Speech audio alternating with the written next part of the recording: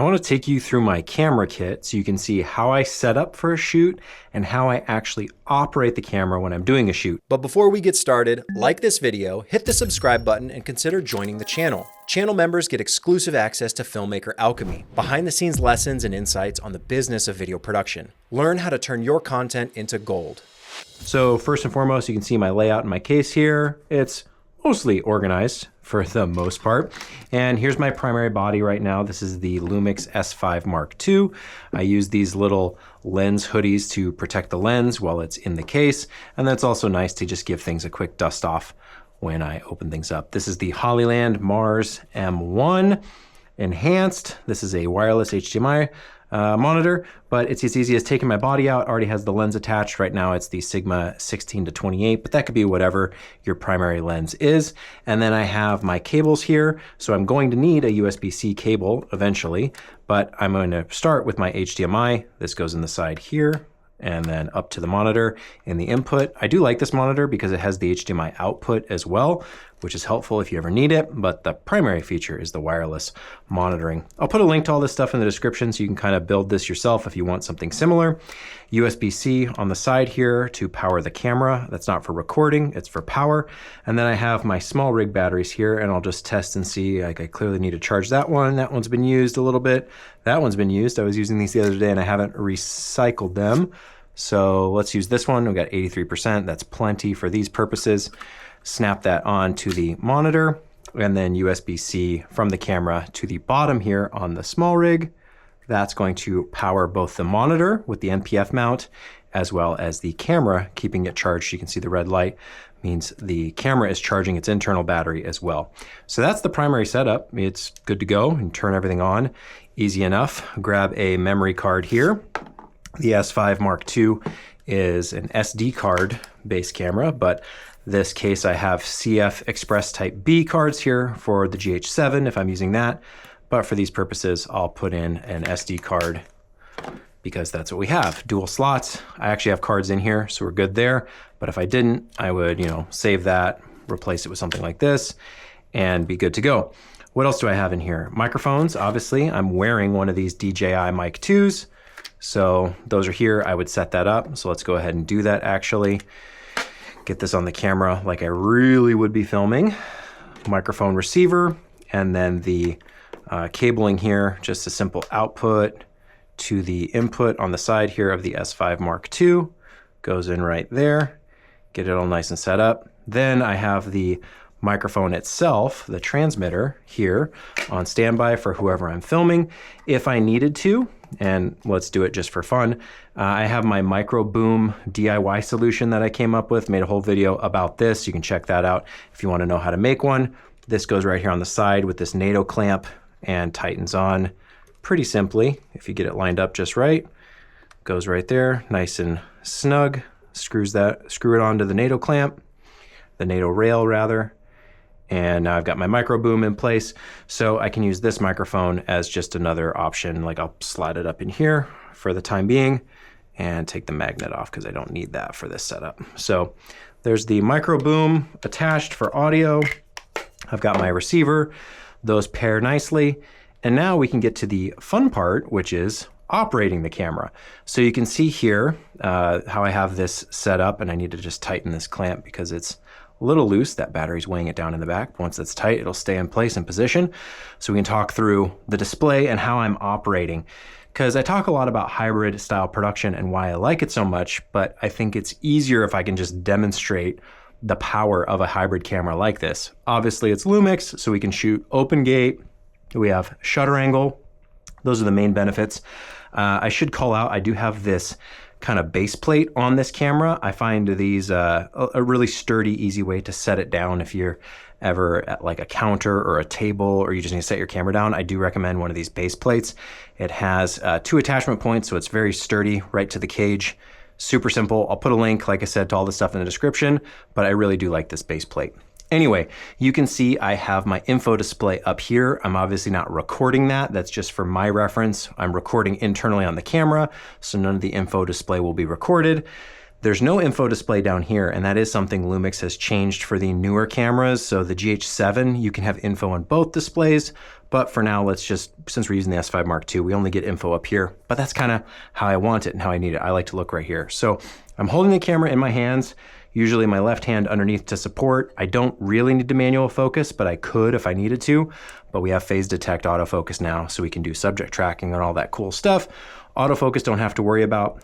You know, your ISO, you can just roll with auto if you need. If you want something quick and easy, down and dirty, just roll with auto ISO, or we'll get it dialed into something, you know, that's a proper exposure. This room is fairly dark right now with all the black surfaces, so there's not much to look at, but I can at least show you ISO if I need to change it. It's right here on my finger. Same thing with white balance, easy enough to change and cycle through. Usually first thing I'm doing on a shoot is setting a custom white balance. Every camera, every lens, every filter, which I do have a filter on here right now, which I don't need for this space. This is just an ND4. We can take that off. But if you're in a brighter environment, I have all my ND filters down here in this little case right here. ND filters, additional lenses, additional odds and ends, a backup mic set, you know, various things you might need. I can first take a custom white balance. That's usually the starting point for any shoot. I'll just leave it on auto ISO for these purposes. Pull up my white balance and take a custom setting. That's gonna make sure that white is white for this camera with this lens, with this filter. Every combination, you know, starting with that white balance is crucial to get a good base result.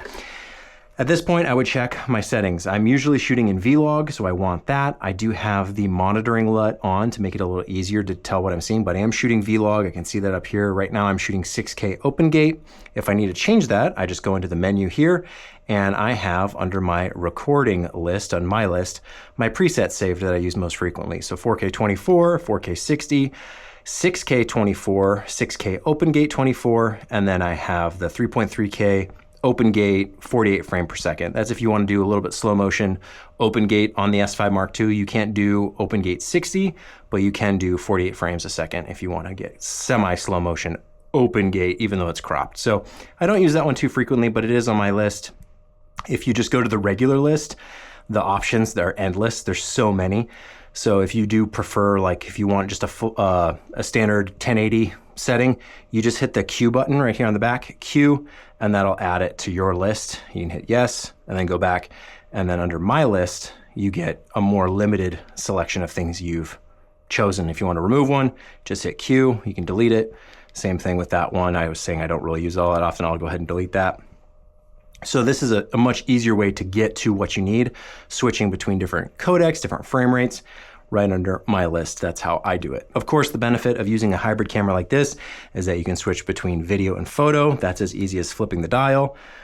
The monitor will refresh as we go into photo mode, and here now I can take pictures. So easy enough. I do have Creative Combined Set, and gosh, if I could ever find it, I always forget where it's at, but under here, that's right there, thank goodness. Creative Video Combined Set. This allows you to separate your video and your photo functions. I made a whole video about how you do that, so you can look that up. It's Creative Video Combined Set.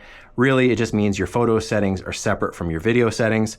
So if you want to make any adjustments here to your aperture, to your ISO, to your shutter, all of those stay in photo. And then if you switch back to video mode, we wait a moment for the monitor to refresh. Now we're in video mode. None of those settings went over. So we have photo settings separate from our video settings. And here is a simple way to operate. I can hold the camera like this basically all day, two hands, no stress. I use this to record. So I just pull the shutter to record. Now I get the red box saying I'm filming and click it off. I would, before all this, normally format the memory card. I don't exactly know what's on this memory card, so I don't want to do that just yet, but that's another good place to start. So after you've set your white balance, or before it, once you start, you would want to start with clean media. So I'd go over to my wrench menu, just go up to the first page, card format, and I would format my cards to start that way. At that point, it's where I kind of get custom into the particular shoot. Do I need to do any kind of wireless streaming from the monitor to a receiver? Do I need to do any kind of proxy recording? Do I need to do dual card backup? Am I doing camera to cloud with Frame.io, which is also in the menu here, where you can set up your frame IO settings and do the proxy workflow that is pretty cool, pretty advanced. Some great options to kind of edit on the fly. But this is really it. Usually I'll set my ISO, set my aperture, usually something like a 2.8, shooting shallow for that shallow depth of field, 180 degree shutter. If I'm doing something special where I need less motion blur or more motion blur, obviously I would change that. But by default, it's usually 180, just making sure that's all set.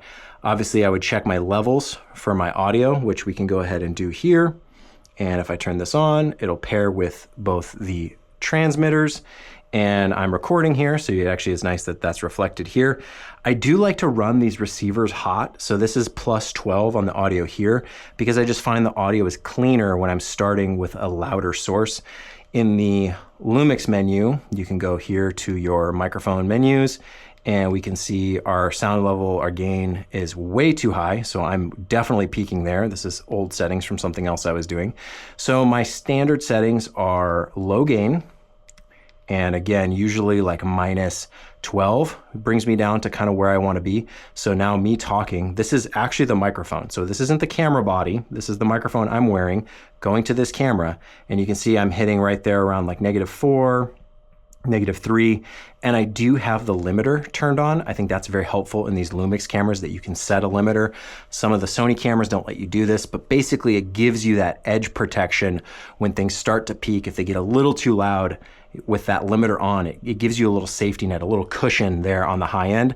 And usually that's how I'm running it. So loud on the receiver, quiet in the Lumix camera to kind of get the best, clearest audio. I think it just sounds the best to my ear versus running the receiver low and then boosting the gain on the camera. You can do that, but I just think it sounds worse. And you can see I have some cool features like hybrid zoom turned on here, so that allows me to extend the reach of this lens. So this is a 16 to 28, but right now it's registering as a 43. The hybrid zoom is doing a live crop as I'm zooming. So that's one of the other benefits that I've talked about, but maybe you haven't quite seen. I'm literally just zooming the lens. You can see 28 there, 16 there. All I'm doing is zooming, but it's registering as a 43 millimeter because it's actually cropping as I'm zooming. You can see just a simple flip of the thumb. That's normally how I would zoom. So if I'm recording something and I want to grab a close-up, it's as easy as just a thumb twist.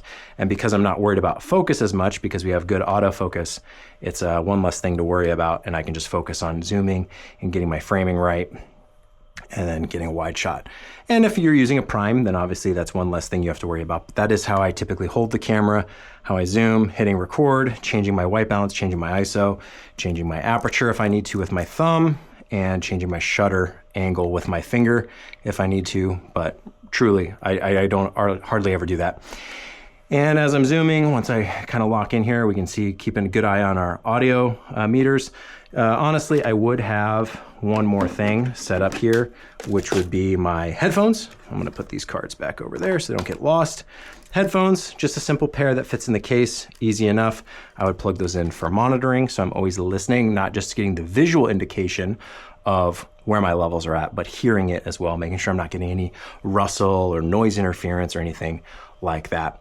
One of the cool things you can do that I have programmed, if you hold these buttons in any particular direction, so I hold, you can set what it does. It's kind of like a custom button, but on this dial back here. So one thing I do is I have the bottom one set to turn on E-stabilization, which gives me those quick at a glance. So if I'm shooting here, right, I'm at my 16 millimeter end of the lens, I can zoom in to 43. That's my zoom range. But if I want additional stabilization, I just hit down on my D-pad and then I can go over, you get a little bit of crop. Now I'm getting extra stabilization, getting a little bit more reach, and then one final step, high stabilization, more of a crop, more stable, and even more of a reach. At that point, you probably are degrading the video quality. You're cropping in a lot, but if you need that ultra high stabilization, that's an easy way to turn it on and turn it off at a quick click of a button. One thing I think a lot of people miss or they don't realize about these Lumix cameras that's quite helpful, if I switch autofocus off and I go to manual focus, actually the better way to do it, I'll leave it on the lens and I'm in continuous autofocus here. And obviously we have single and continuous, that'd be good for tracking. If you need to pull up the quick menu for turning subject detection on or off, that's just up on the D-pad. right there. Turn it on again. Just up on the D-pad is the toggle for human detection. You can turn it off if you don't want to detect humans, that sort of thing. Down will let you pick your focus area. That's super easy to just pull up, you know, where you want that focus. That's one of the nice advantages I like of this camera. Just picking that focus area is super simple.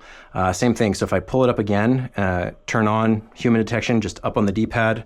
And if I hit down on that focus area, you can make it smaller, but you can also position where you want this, anywhere with the touchscreen or with the joystick here. So anywhere you want to be focusing, any size. If you want to reset that, you just click in on the joystick, it centers back up. And in a few clicks of a few buttons, kind of the muscle memory built into operating this camera, you can immediately change where your focus is set to. If you want to pinpoint, really prioritize one particular area, again, you can move it to wherever you want. Again, joystick to click in the center, reset it, push it off to the side, click it there. And again, we can make that as big as we want to for, you know, just better tracking of a wider area. Very easy, very intuitive once you get the muscle memory built in. But what cool thing you can do is you can switch to manual focus. And here, now I'm on the lens, you know, manually focusing as you would, as we've all been used to for years and years and years, right? Before we had good autofocus systems, this is what we were doing. And one neat thing that's set up currently is as I'm manually focusing, you can see the screen down here does a little crop punch in for focus confirmation. You can turn that on or off if you want. But what's even cooler about this manual focus mode, you can actually activate autofocus with this button. So AF on, if I hold that, you'll see, maybe it's hard for you to see, but that the box for autofocus turns green. So if you need to quickly autofocus on something, you can hold that button. So all I'm doing is pointing and holding a button, autofocus engaged, let go, now it's back to manual focus. Same thing, autofocus engaged, let go, back to manual focus. That's a really easy way to get the best of both worlds. So I'm in manual focus, again, I got the MF. If I switch back to continuous, that's where I get continuous autofocus and I can move around and it's gonna focus very responsively, very quickly. But if I switch to manual focus and I want more of that precision, that manual control, I can still get a good baseline holding this autofocus button. Again, a lot of it's muscle memory. You just get used to operating this way. I can autofocus so I'm not manually focusing, setting my position, and then having to constantly, you know, do it with my thumb. I can be in manual focus, but still use autofocus by using this button, just activating the autofocus for as long as I'm holding it. If I'm holding it, and again, it's gonna confirm turning green. Yes, that's in focus. Again, holding this button, yes. So it's an easy, simple shortcut. Almost every Lumix camera lets you do similar functionality. You might have to program the button, but a lot of the newer ones have this AF on button where in manual focus, you can still use autofocus to get it locked in. And then if you want to switch back, it's as easy as a flip of the finger. So there's a lot of times where I'm using continuous focus, you know, and I need to switch to manual real quick. That's an easy thumb change right here on this dial. And then if I need to re-engage autofocus manually, I just hold this button.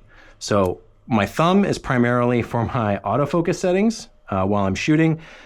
Trigger finger for recording, white balance, ISO, you know, obviously flipping between video and photo as necessary, but it's really easy to operate like this all day. You know, if you need to extend for audio purposes, my micro boom, get some better audio, get the microphone a little closer. Like I said, I have a whole video on that. That's a setup in itself, but it's a very easy, simple, intuitive way to operate. You can go anywhere, you can do anything. You have the IBIS for built-in stabilization. You've got the great autofocus tracking. You have, of course, all the incredible codecs and frame rates and color that Lumix has. 10-bit 422. We've got 6K open gate. It's obviously full frame. You can get that shallow depth of field. Look, if you want something like a prime in here, I have a 20mm prime 1.4. And I have an 85mm 1.4 in the case as well as the Sigma 28-70. So I've got 4 lenses in this case. I have the Lumix S9 as well. So I have 2 camera bodies, 4 lenses, plus all my accessories, everything I need in this case. After the shoot, basically I'll turn all this stuff off and reorganize. So I set myself up for success. Next time this receiver goes off, camera off, I've got battery, again, 1 simple battery, super easy. I'll probably just disassemble it in the same way as I built it. So make some space for my camera body here, get this stuff out of the way. I really like these lens pouch hoodies. I've made a video on that as well of why I think those are so great. Let's ditch the microphone. Let's ditch the receiver. Get rid of those for now. NATO clamp just twists, comes loose. That's an easy enough option to take and set away, set to the side. We'll start unplugging our cables. I would not leave cables plugged in while it's in the case. I think that's just disaster. You're begging for disaster at that point if you're leaving cables plugged in the case. But I think the rest of it is fairly safe to leave assembled. We'll pop the battery off because we don't want that draining while it's in the case. Battery goes back to the front row here. We've got our lens hoodie. This is just gonna go back to protect that lens. Make sure we don't get any dust or scratches on there. Simple enough. Camera goes back in the case. We should take the cards out for good measure, so we're not leaving cards in the camera. We can get those copied over, make sure we have the footage we want. The micro boom just goes to the side here. Nice and simple, has a nice little spot. These cables, the USB-C ones, I typically wrap up and do a little twist tie. Just makes it easier, more compact, less likely to get tangled on their own. We're gonna reorganize this, put the card back in the case. One thing I like to do when I have cards that I need to copy over, instead of having them face outward, I flip them reverse. So it's a good indicator for me that, hey, this card, you need to check. Let's go look at that on the computer.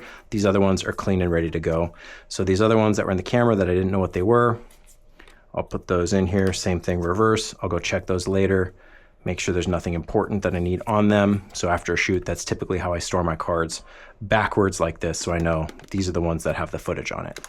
2 cases in here, so I've got plenty of memory cards for the 2 cameras, more than enough memory cards. This one, same kind of case, CF Express Type B on this side, SD on this side, very helpful. Everything kind of fits, white balanced card there. We've got a little lens hoodie there, tuck that away. I do typically have a shotgun mic of sorts in the case that I don't use all the time, but it's good to have if I need it. That can tuck right there. Headphones, I like a good thin pair of headphones. These are really cheap and I bought them just for their size. So they're better than the earbuds that can kind of get tangled up, but they're just headphones. They can slot right here. Same thing, we'll tidy up this cord so it's not getting tangled with everything else. That can just nest right there. Monitor flips down flat.